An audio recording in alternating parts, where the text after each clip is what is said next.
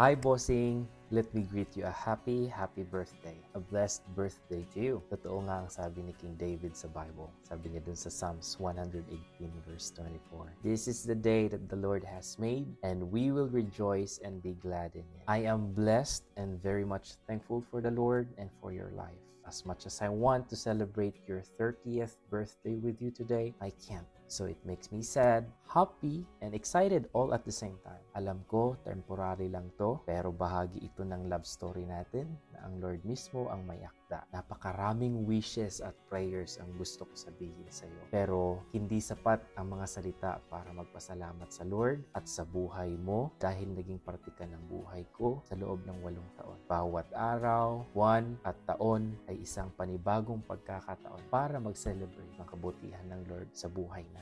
So, I pray for all aspects of your life, and I also pray that God would answer the desires of your heart in His perfect time. Thank you for your love, for your support, and patience. I can't wait to spend the rest of my life with you. I wish you a happy birthday, and I love you.